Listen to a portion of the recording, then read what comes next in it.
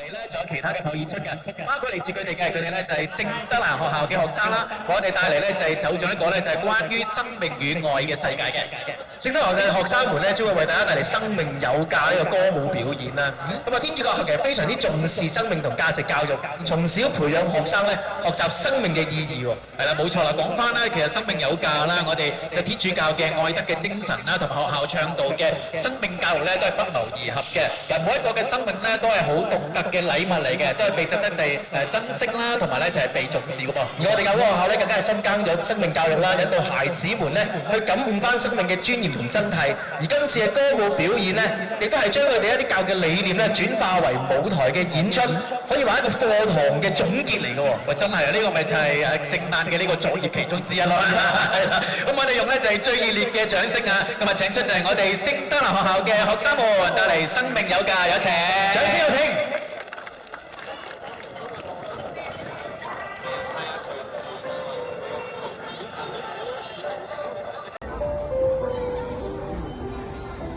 哇！你拎住咁大袋禮物嚟扮聖誕老人啊？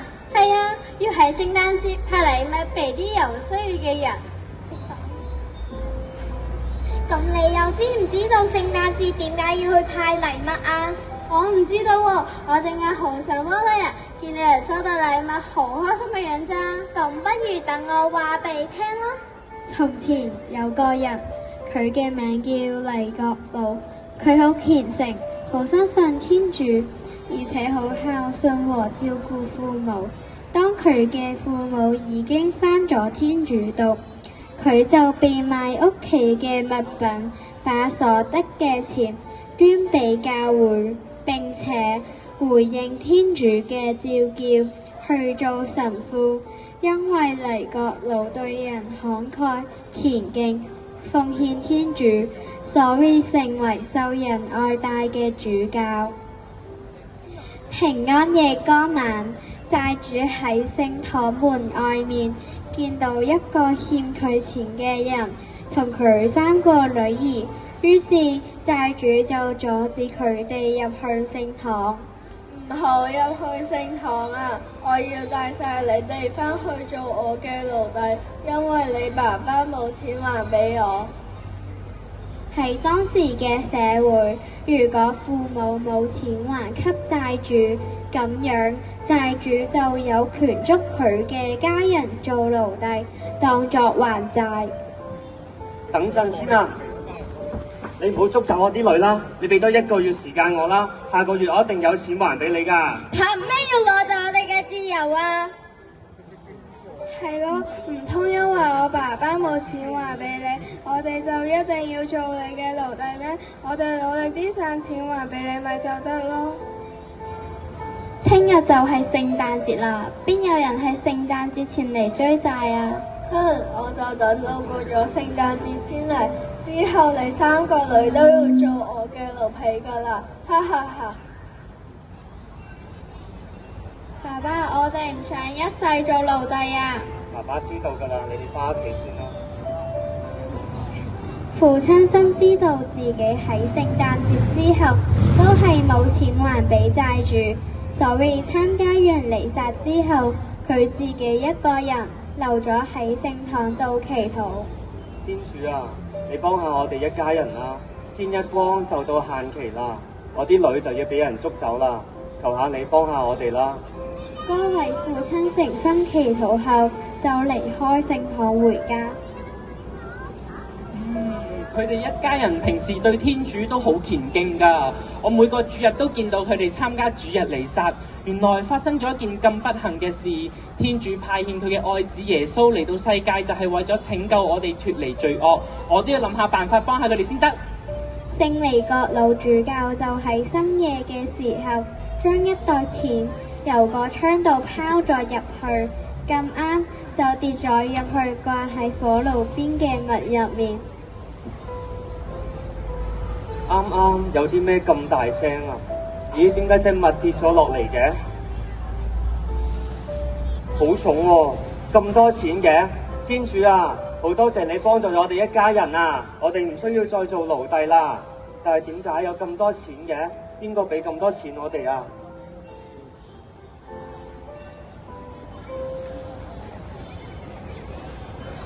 第二日，當父親處理好還債之後，全個鎮都知道天主俾咗一個奇蹟佢，令到3個女兒唔使做奴隸，而父親都帶着佢嘅3個女兒去到聖堂感謝天主。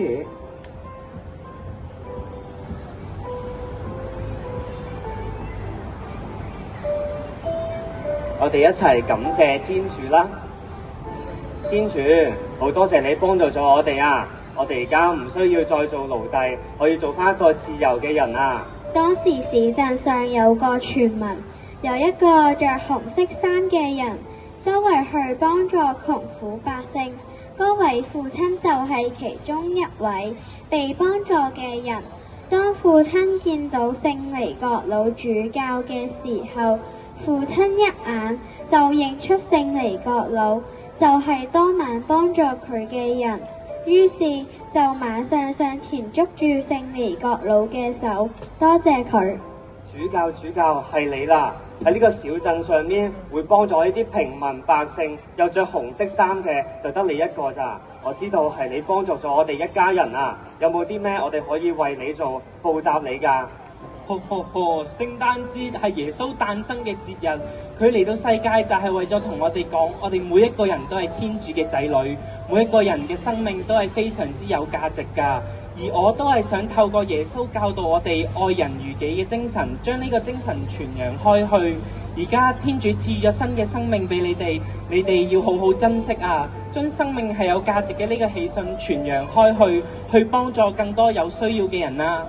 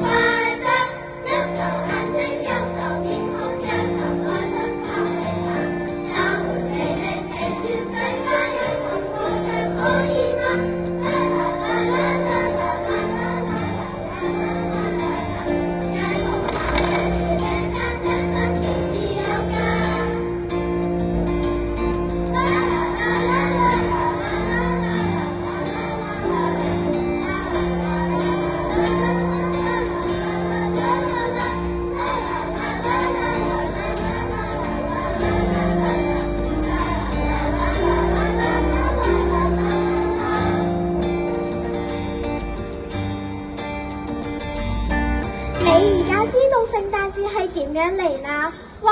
原來咁有意義㗎！請在場嘅觀眾同我哋一齊用《跟他聖歌》這首歌曲去傳揚耶穌嘅救恩吧！